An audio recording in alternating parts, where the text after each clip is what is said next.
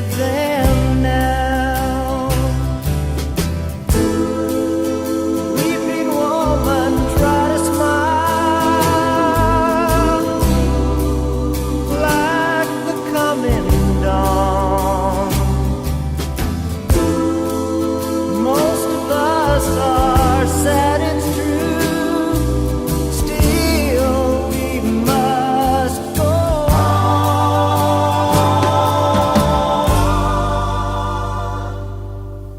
Love was here today. Oh, the sun was bright. I will sing you far away. Love is here tonight.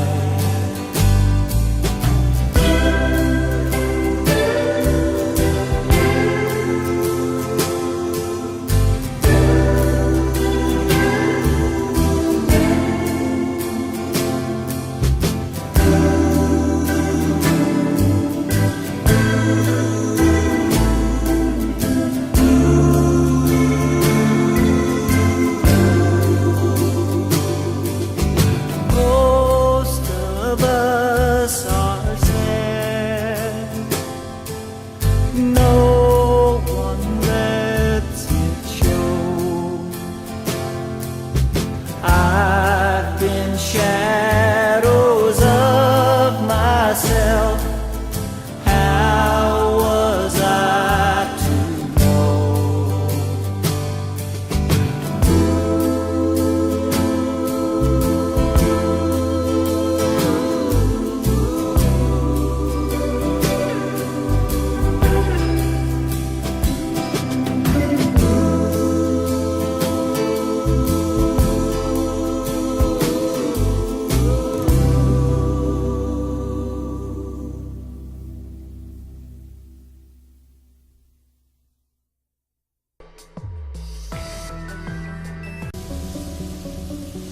It's sweet. It's seductive. Is it deadly?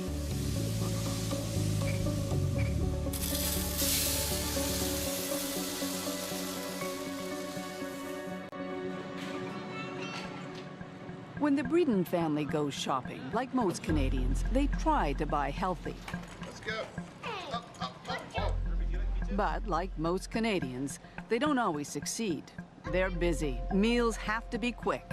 And then there's keeping the kids happy. Is that the Lucky Charms or the mini wheats chocolate? No, I want a lucky one. Okay, Lucky Charms? Okay. You want one that looks like half a moon? Or you want A one that lot looks of like what they eat is processed. They assume it's nutritious, but they've never paid much attention to what's in the food they buy, have no idea how much sugar is hidden in it. All right, guys, so I want you to just kind of start by telling me a little bit about some of the groceries that you got today and where they Registered kind of fit dietitian into your Jacqueline daily Pritchard schedule. is about to help them figure it out. Have you guys ever taken a look at any of the nutrition labels or really paid The attention label to on kind this of what the Nesquik boxes cereal says there are 10 grams of sugar in 3/4 of a cup. But whoever eats just 3/4 of a cup? Just check the ingredients now. But how many of those would go into your bowl to make up your bowl of cereal? For me, I'd say probably like eight or nine. Okay.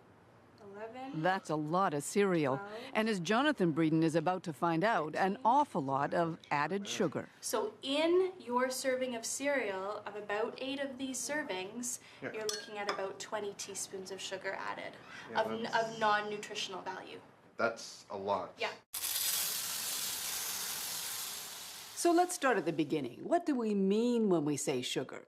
Well, whether it's the white stuff that you bake with or the brown stuff that you sprinkle on your oatmeal, whether it's honey, molasses, syrup, maybe the high fructose corn syrup you've heard of, there's a lot of that in things like pop.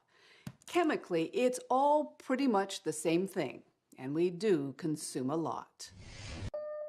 On average, in this country, 26 teaspoons of sugar per person per day.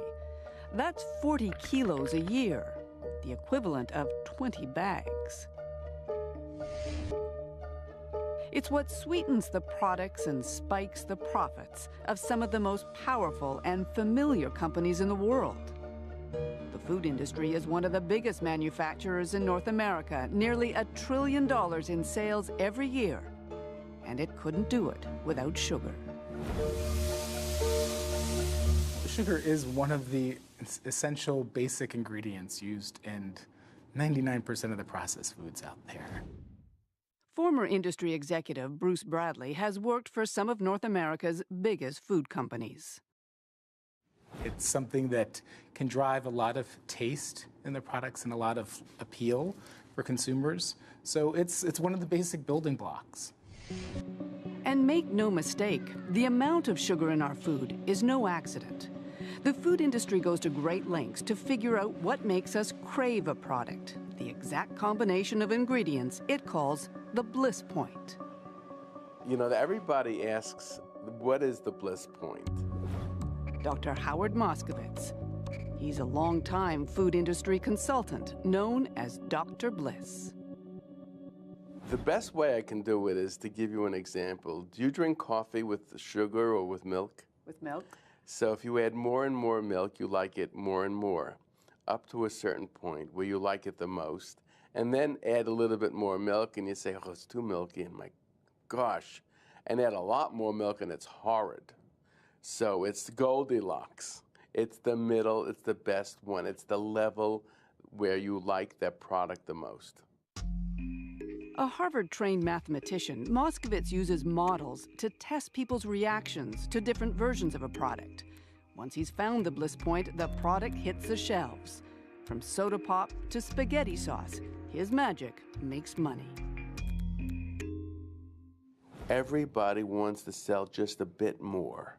How do you get that immediate increase in acceptance? Those in the know realize you can add a little sugar. A little. The first thing to know is that 4 grams of sugar is 1 teaspoon. So with that in mind, let's look at some products. It's no surprise Coca-Cola has a lot of sugar. 40 grams a can, that's 10 teaspoons. But much of the sugar we eat is hidden in foods we don't necessarily think of as sweet. This oatmeal, 3 3/4 teaspoons of sugar a bowl. This vanilla-flavored yogurt, nearly 5 teaspoons in just half a cup.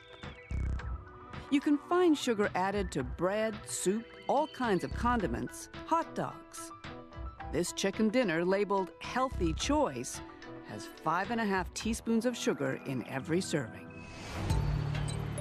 Is this the result? There's no question, as our consumption of sugars has grown, so have our bodies. Canada doesn't keep good statistics, so we've used American ones. And those stats raise the troubling question, are we changing our evolutionary shape? Here's the line showing our sugar consumption for the last 50 years. Here's the number of people who've become overweight and obese. Now, look at this line. It's for cases of type 2 diabetes. And this one, diseases of the heart. Back in the 80s and 90s, we used to blame a lot of those problems on dietary fat. But then we started taking fat out of our foods. Did the incidence of disease go down? No. So that got a lot of doctors and nutritionists asking why. The answer, according to an increasingly vocal group, is sugar. Which was worse, the sugar or the fat? The sugar 1,000 times over. Robert Lustig, doctor, author, medical professor, and one of the leaders of the anti-sugar campaign. The fact is, our food supply has been altered and adulterated under our very noses and in plain sight over the past 30 years. In addition to treating obese kids, Lustig is a YouTube sensation. His lecture on sugar has been seen by nearly 4 million people around the world, and he doesn't pull his punches. The fat's going down, the sugar is going up, and we're all getting sick. You use words. You use poison. You use toxic. Certainly I use those words, and I mean them. This is not hyperbole. This is the real deal. Everyone thinks that the bad effects of sugar are because sugar has empty calories. What I'm saying is, no, actually, there are lots of things that do have empty calories that are not necessarily poisons. Poisonous, he says, because of what too much sugar does in our body. So let's take a look at that. Sugar is made up of two molecules, one called glucose, here in blue, the other fructose, in red. When they separate in our gut, the glucose circulates throughout our body, feeding our muscles and our brain. But the fructose goes right to our liver, and it's in the liver where all kinds of problems begin. When you metabolize fructose in excess, your liver has no choice but to turn that energy into liver fat. And that liver fat then causes all of the downstream metabolic diseases.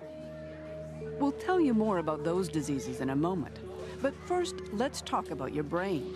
Too much fructose, says Lustig, shuts down the part of your brain that tells you when you're full.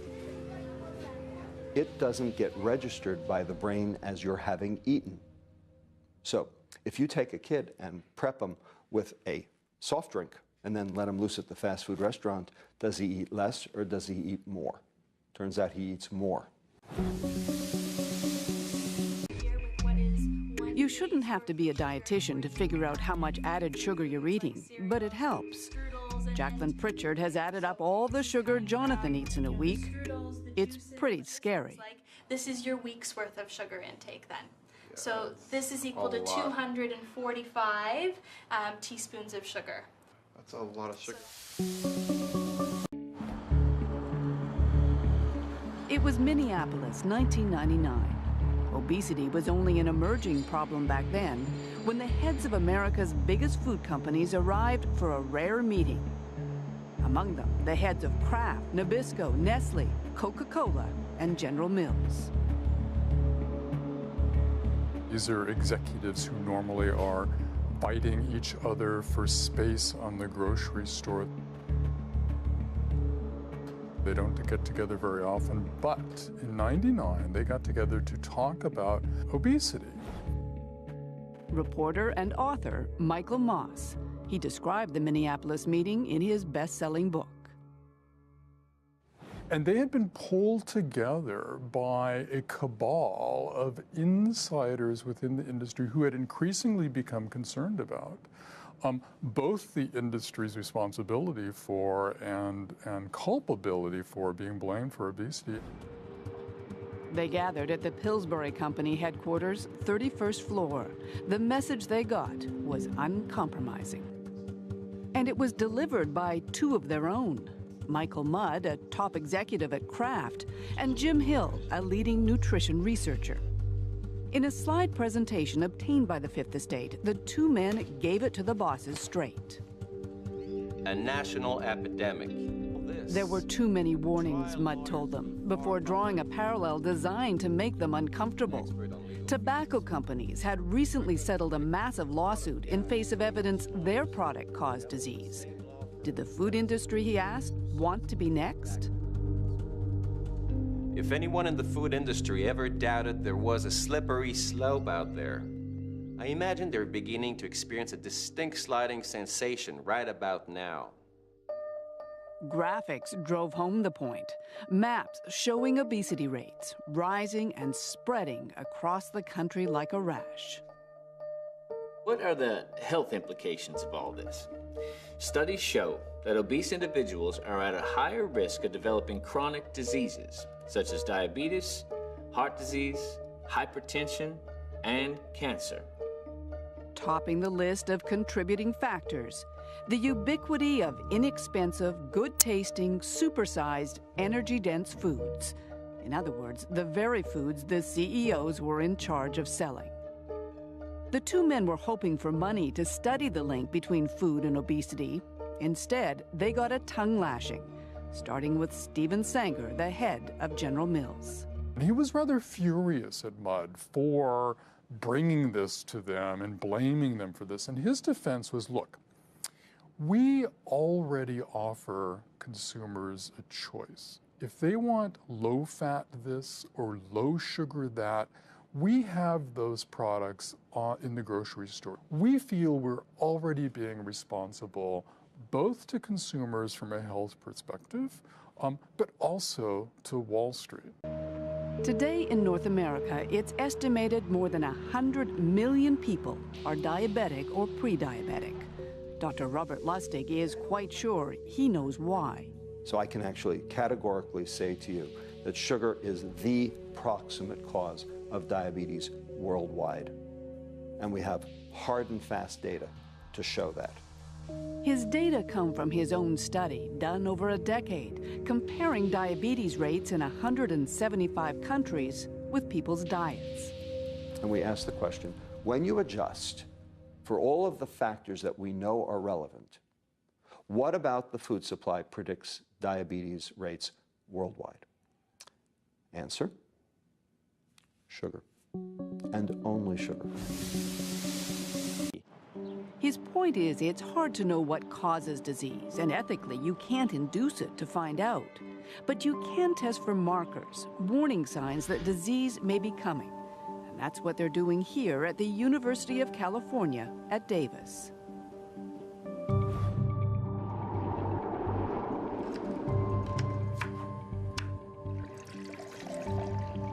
In this lab, students are the guinea pigs. The scientists are feeding them sugar to figure out if it raises the markers for heart disease. That drink contained 25% of her daily calories as high fructose corn syrup. Oh, look at this. Every time they've run the test, says Dr. Kimber Stanhope, the results have been the same. We saw increases in visceral adiposity. That means that's the fat within the abdominal region. This is the fat surrounding the liver and the intestines and the kidney. This is the fat that is associated with increased risk for diabetes and cardiovascular disease. When Dr. Stanhope tested the blood of her college guinea pigs, healthy kids with healthy livers, she was shocked by how quickly they saw problems. We definitely, in 2 weeks, see increases in the risk factors for cardiovascular disease in the blood. Just in 2 weeks? In 2 weeks. But those kinds of studies don't impress everyone. After surveying a number of studies, including Dr. Stanhope's, that look at sugar and heart disease, John Siebenpiper sees no reason for alarm. And what we find when we look at those trials very carefully is that as long as you match for calories, fructose does not behave differently than does any other form of carbohydrate, namely starches, refined starches, and glucose. Now, that's not to say that they're benign, because I don't think we should be having a lot of refined starch or glucose, but it's not behaving any differently. Stanhope can't speak to the other studies, but she says she tested for all kinds of things, and it was only the fructose that caused the problems. If I had results as strong with regard to a food additive, a brand new food additive, and then I started producing these results, that additive would get pulled pretty quickly. That's how strong these results are? I think they are. In the world of cancer research, Lewis Cantley is a rock star. 5 years ago, the Cornell University professor was chosen to head a scientific dream team, a group of America's top cancer specialists brought together to supercharge the search for a cure. His findings may not be embraced by everyone, but in the cancer world, when Cantley talks, people listen. Let me ask then, do you believe that sugar consumption causes cancer? Yes, I think that eating too much sugar can definitely increase the probability of cancer and also make the outcome of people who already have cancer worse. So how? Well, let's review what sugar's made of. 1 molecule glucose and 1 fructose. We know that when there's too much fructose in the liver, it sets off a chain reaction. The pancreas produces more insulin. What Cantley now believes is that excess insulin changes cancer tumors, telling them to gobble up the glucose. What we're now learning is that some of the cancers particularly those cancers that correlate with obesity and diabetes, often have insulin receptor on the cancer cell. The tumor, by expressing the insulin receptor, tricks the glucose into going into the tumor rather than the muscle and fat. And as a consequence, the tumor can use that glucose as a fuel to grow. So if sugar can fuel existing tumors and make them grow, can it also cause tumors to form in the first place? The science on that isn't as clear yet, but Cantley's taking no chances. It scares me, yes. I think if definitely, for example, I don't, I'll eat fruit. Fruit has sugar in it, obviously. But if I can avoid any sugar at all in any drinks that I drink or foods, I try to avoid processed foods because it's hard to find one that doesn't have sugar in it. I certainly avoid sugar when I can.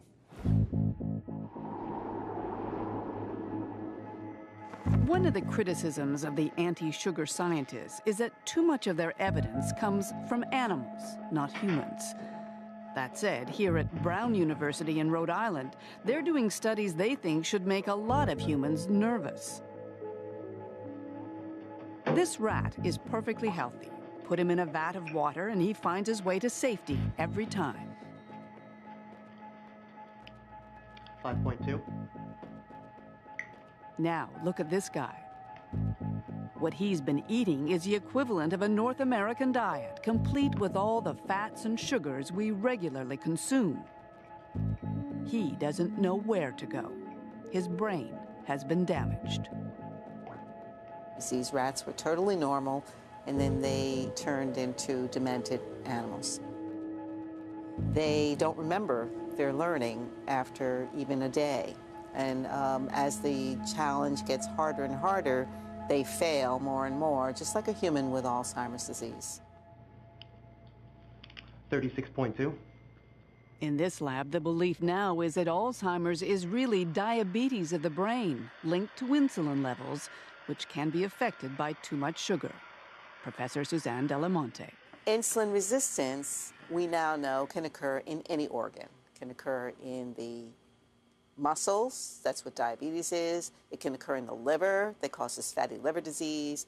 It can occur in the ovaries, that's polycystic ovary disease. And it can occur in the brain, and we think that's Alzheimer's. Now, it's important to remember that none of this research represents the scientific mainstream. The case against sugar has not been proven. Associations on both sides of the border for Alzheimer's, cancer, diabetes, including Health Canada and the FDA, they all know about this research, and yet none of them is warning about links between sugar and disease. But there is one important group that is raising the alarm. The American Heart Association now recommends that people cut back on added sugar dramatically. Women should have no more than 6 teaspoons a day, men 9. Don't forget the total sugar intake in this country per person is 26 teaspoons a day. And yet, if your kids drink 1 bottle of soda a day, they're eating the equivalent of 50 pounds of sugar a year. The equivalent of 50 pounds of sugar from just 1 soda. The reckoning, warns Dr. Lustig, is coming. Bottom line, there will be no money left by the year 2026 for anything else because diabetes will have chewed through all of the healthcare dollars. There will be no healthcare in 13 years here in America if we do nothing, and I'm sure Canada is right behind.